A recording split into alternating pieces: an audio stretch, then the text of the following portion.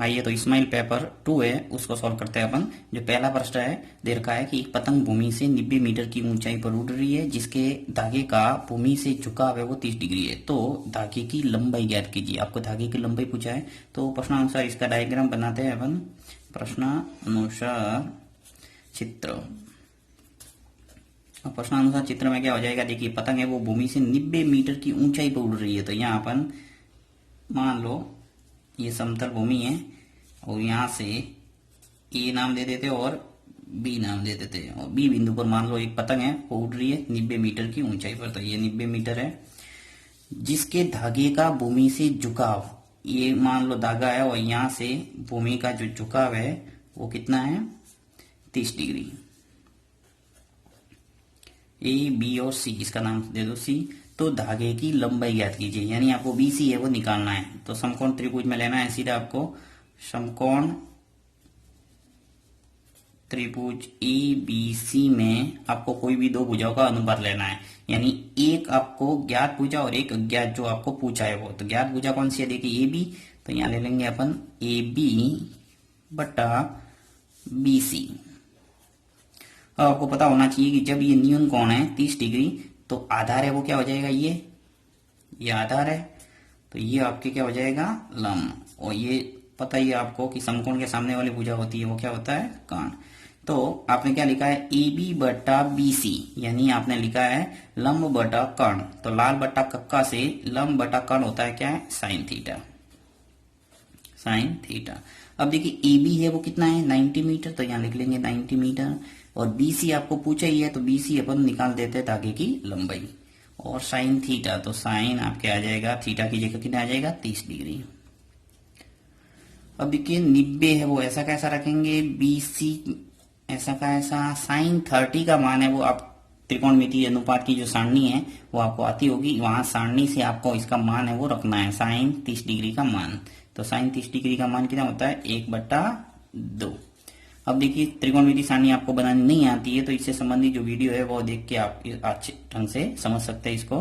तो 90 बट्टा B C बराबर 1/2। अब वज्र गुणन कर देंगे तो 2 का गुणा किसे हो जाएगा, 90 से। तो 90 इंटू 2 और बीसी का गुणा 1 से होगा तो क्या आ जाएगा, बीसी।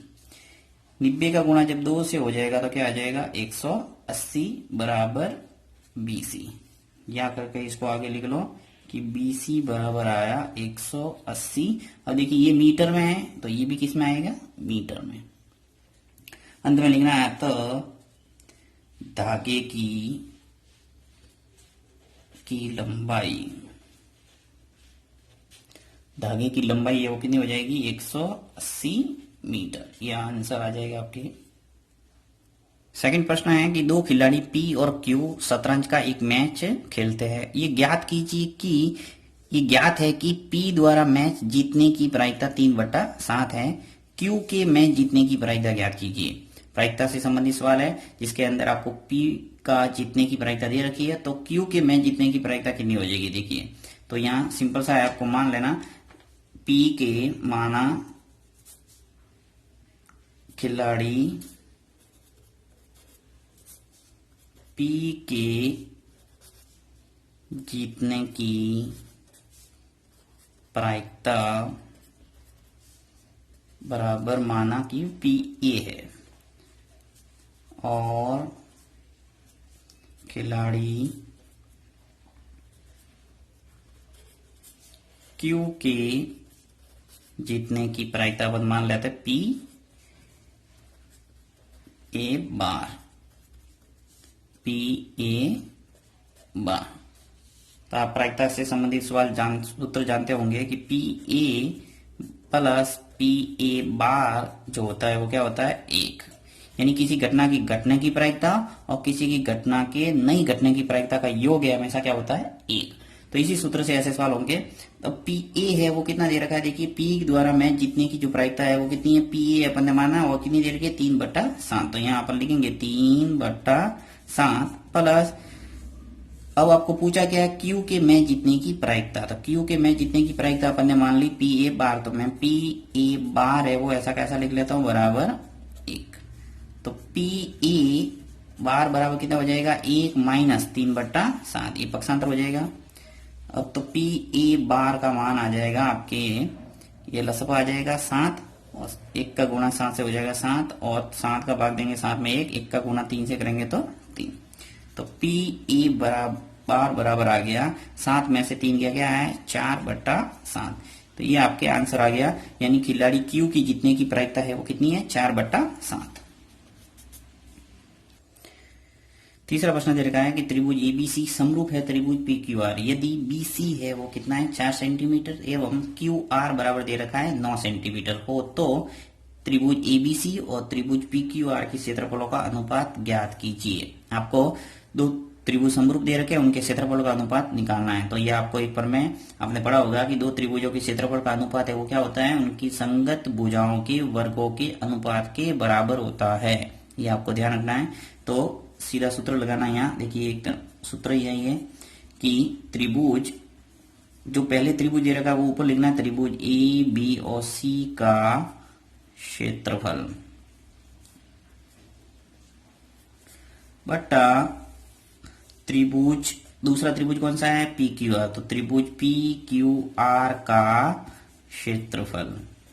अब दोनों त्रिभुजों का जो क्षेत्रफल है उसका जो अनुपात है वो संगत भुजा, जो भी भुजा दे रखी है उनके वर्गों का अनुपात लेना है। देखिए यहाँ बीसी है और बीसी है वो क्या है त्रिभुज एबीसी में से ही है। तो देखिए ए बी और सी, तो ये बीसी भुजा दे रखी है लास्ट वाली, तो ये 4 सेंटीमीटर है। तो यहाँ लिख लेते हैं पहले बीसी का वर्ग बट्टा इसके नीचे पी क्यू आर की जो भुजा है वो आएगी। तो पी क्यू आर की भुजा है वो क्यू आर दे रखी है, देखिए क्यू आर अंत वाली भुजा, ये संगत का अर्थ यही है। आपको यहाँ बीसी दूसरी भुजा ए दे रखी है तो ये भुजा ही होनी चाहिए क्यू आर ई, जैसे ए बी भुजा दे रखी है तो पी क्यू होनी चाहिए। तो इस ढंग से ध्यान रखना है।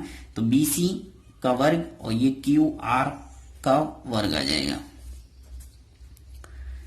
अब आपको इन दोनों भुजाओं का जो मान दे रखा है प्रश्न के अंदर वो लिखना है। तो कितना है बीसी है वो 4 है, तो 4 का वर्ग हो जाएगा। नीचे क्यू आर है वो कितना है 9, तो 9 का वर्ग। 4 का वर्ग है वो कितना आ जाएगा 16 और 9 का वर्ग कितना होता है 81। 4 × 4 16 और 9 × 9 81। अर्थात त्रिभुज एबीसी और त्रिभुज पी क्यू आर के क्षेत्रफलों का अनुपात पूछा है, तो वो अनुपात कितना आ जाएगा, यहाँ लिखेंगे अतः त्रिभुज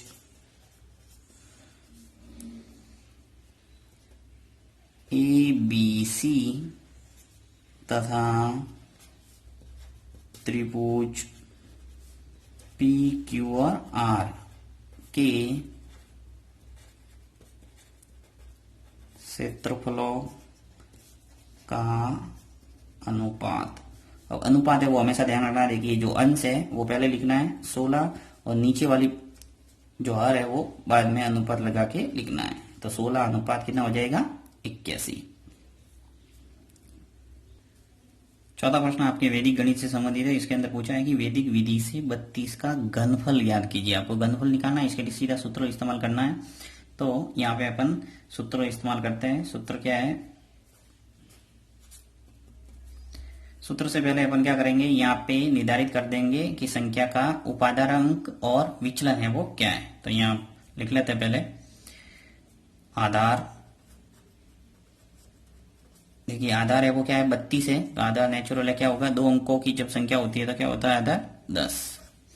फिर उपाधार अंक आ जाएगा आपके उपाधार अंक, और उपाधार अंक आपको पता लगाना है कि 10 का गुणा किससे करे कि ये 30 के करीब आए, यानी 3 का गुणा 10 से हो जाएगा तो क्या आ जाएगा 30, तो आ जाएगा अपने उपाधार अंक 3। इसी प्रकार विचलन, विचलन है वो क्या हो जाएगा अपने 2। देखिए 3 × 10 क्या हो गया 30, और 30 में कितना जोड़े कि 32 आए 2, तो यानी विचलन है वो कितना आ जाएगा 2। तो इस प्रकार से आपसे आधार आ गया, उपाधार अंक आ गया और विचलन आ गया, और संख्या है वो कितनी है 32। तो सूत्र आपको लगाना है। सूत्र देखिए क्या है इसका, उपाधार अंक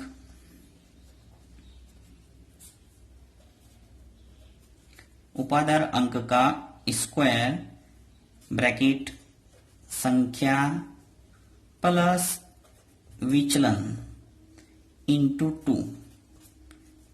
ये प्रथम खंड है। मध्य खंड में आपके आएगा उपाधार अंक इंटू 3 इंटू विचलन का स्क्वायर। फिर तृतीय खंड के अंदर आपके आ जाएगा विचलन की घात 3। देखो आपको क्रम से याद रखना है। यहाँ विचलन की घात कितनी है, 1, यहाँ 2 और यहाँ 3। याद करने का तरीका है। अब उपादार अंक है वो कितना है, देखिए उपादार अंक 3 है, तो यहाँ मैं लिख लूंगा 3 का स्क्वायर। फिर संख्या जो भी दे रखी है आपके 32 का घनफल पूछा है, तो 32 ऐसी कैसी आ जाएगी, 32 प्लस विचलन है वो कितना है अपने 2, तो यहाँ लिखेंगे 2 इंटू सूत्र का 2 है, ये ऐसा का ऐसा। ये प्रथम खंड हो गया। अब मध्य खंड में वही उपादार अंक पहले लिखेंगे, तो उपादार अंक कितना है 3 है, तो यहाँ आ जाएगा 3 इंटू 3 सूत्र का 3 ऐसा कैसा आ जाएगा, विचलन की घात 2 यानी 2 का स्क्वायर हो जाएगा। ये मध्य खंड क्लियर। फिर तृतीय खंड में विचलन की घात 3 है यानी 2 की घात 3। अब इसको सरल करना है और आपके आंसर आ जाएगा। तो देखिए यहाँ 2 का घन करेंगे यानी 2 इंटू 2 इंटू 2 कितने हो जाएंगे 8, ठीक है। फिर इसको सरल करो, देखिए 3 इंटू सब गुणा में ही है तो गुणा कर दो, 3 इंटू 3 कितने हो जाएंगे 9 और 9 इंटू 4 क्योंकि 2 इंटू 2 कितने हैं 4 है, तो 9 इंटू 4 है वो कितने हो जाएंगे 36। तो यहाँ आ जाएगा आपके 36।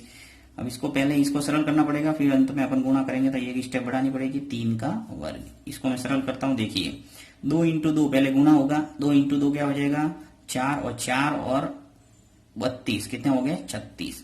यहाँ आपको बोर्ड मास का रूल है वो ध्यान रखना। देखिए प्लस भी है और गुणा भी है, तो दोनों में से पहले क्या किया जाए, देखिए आपने पहले कर दिया जैसे 32 और 2 जोड़ दिए 34 और 34 इंटू 2 कर दिया तो सीधे हो जाएंगे 68, तो ये आपकी गलत हो जाएगा। इसलिए ध्यान रखना है पहले गुणा और उसके बाद में जोड़ होगी। और ये बोर्ड मास का रूल है, ये भी आपको नहीं आता है पहले क्या किया जाए, तो ये भी कंफ्यूजन अगर है तो इससे संबंधित भी वीडियो आपको देखना है, बोर्ड मास का मैंने बनाया हुआ है, प्ले लिस्ट में जाके आपको देखना है।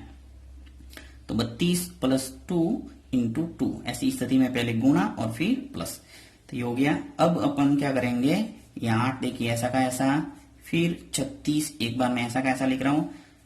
यहाँ पे आपको क्या करना है 36 का गुणा है वो 9 से करना है। देखिए यहाँ चलो एक स्टेप और बढ़ा देते हैं, 36 इंटू 3 कितने हो जाएंगे 9।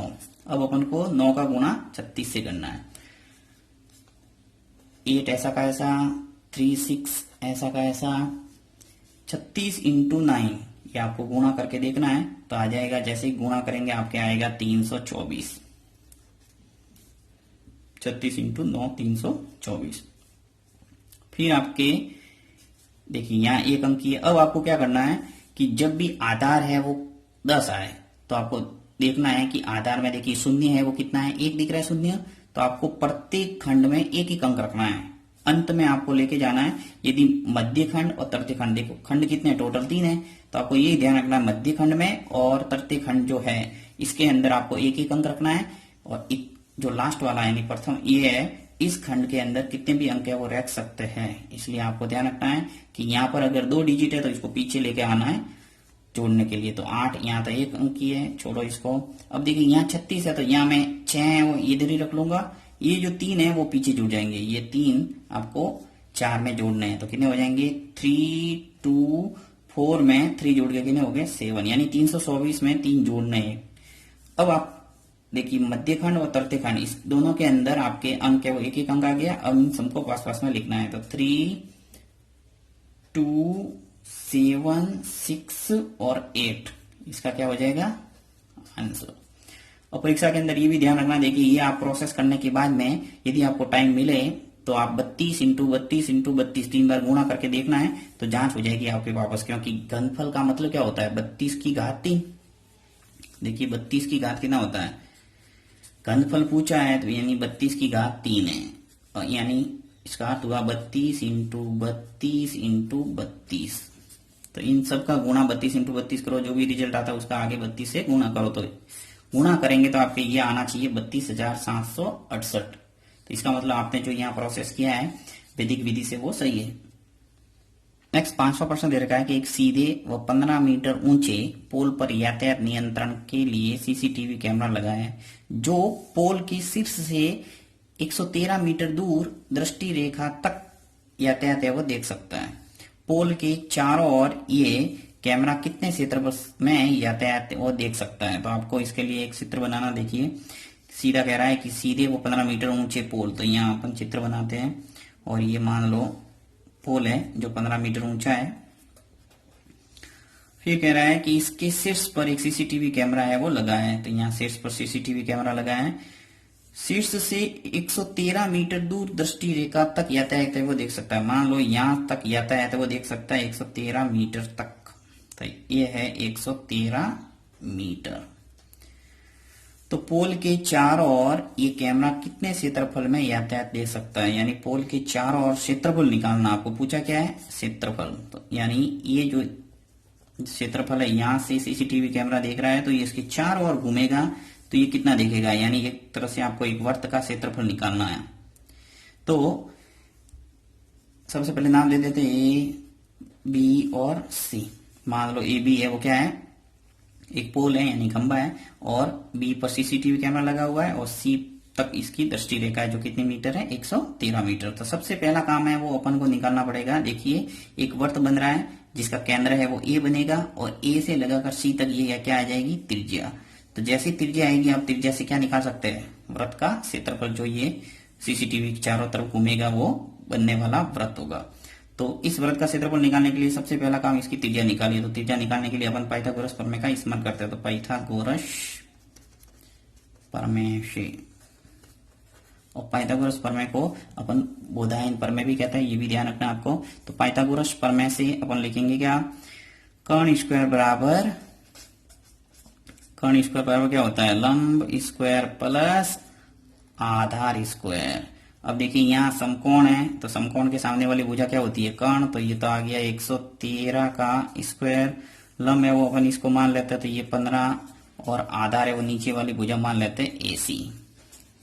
तो 113 का जो वर्ग है वो क्या आ जाएगा अपने पास, 13 इंटू 13, 113 इंटू 113 क्या आ जाएगा, 12,769। ये देख लेना आप, 113 का गुणा 113 से करके देख लेना रफ कॉपी के अंदर। फिर 15 इंटू 15 कितना होते हैं, 225 प्लस AC का स्क्वायर। अब AC मुझे निकालना है तो मैं क्या करूंगा, इसको पक्षांतर कर दूंगा। तो 12,769 माइनस 225 बराबर AC का स्क्वायर। तो 12,769 में से 225 है वो लेस हो जाएंगे तो अपने क्या बचेगा, 12,544 बराबर AC का स्क्वायर। और मुझे चाहिए क्या, AC, तो इसका क्या निकालना पड़ेगा, वर्गमूल। तो यहाँ जैसे घात हटेगी तो आगे क्या आ जाएगा, वर्गमूल का सिंबल, यानी 12,544 बराबर आ जाएगा AC। और 12,544 का आप भाग विधि से निकाल सकते हैं, या भाज्य गुणनखंड विधि तो बहुत लंबी हो जाएगी, आपको भाग विधि से इसका वर्गमूल निकालना पड़ेगा। तो वर्गमूल इसका निकालेंगे तो आ जाएगा 112। वर्गमूल निकालना भी नहीं आता है तो आप भाग विधि वाला वीडियो देखना पड़ेगा। तो 112 बराबर आ जाएगा AC, यानी आपकी त्रिज्या का मान आया वो कितना आया, 112। ये 112 मीटर में है, ये आ गया 112। अब आपको पूछा क्या है यहाँ कि पोल के चारों ओर ये कैमरा कितने क्षेत्रफल में यातायात देख सकता है। तो इसके लिए आपको थोड़ा और करना पड़ेगा काम। तो लिख लेते हैं कि पोल के चारों ओर कैमरे द्वारा देखा गया क्षेत्रफल, ये अपने यहाँ कैमरा लगा हुआ है, ये पोल यहां तक आपके दृष्टि रेखा है तो ये चारों तरफ घूमेगा तो वैसे एक वर्त बनेगा, और इस वर्त का केंद्र है वो क्या होगा, A। तो A केंद्र होगा और त्रिज्या कितनी हो गई, 112। तो इस ढंग से आपको वर्त का क्षेत्रफल निकालना है। तो वर्त का क्षेत्रफल है वो क्या हो जाएगा, पाई R स्क्वायर। ऐसा प्रश्न बोर्ड में आया हुआ है पिछली बार, इसलिए विशेष ध्यान रखें। अब देखिए पाई का मान है वो कितना दे रखा है, 22/7। ये आपको ध्यान ही रखना है, पाई का मान 22/7 होता है। और R, ये आपके R है वो निकल के कितना आया, 112। तो 112। अब R स्क्वायर है इसलिए मैं 112 इंटू 112 लिख लेता हूं साथ में। अब 7 का भाग है वो 112 में पूरा पूरा जाता है, कितनी बार, 16 बार। अब इनका गुणा करेंगे, देखो 22 इंटू 112 इंटू 16, इन सबका क्या हो जाएगा, गुणा। तो 22 इंटू 112 इंटू 16, जब इन सब का गुणा करेंगे आपके उत्तर आ जाएगा उत्तर आएगा आपके 39,424 वर्ग मीटर।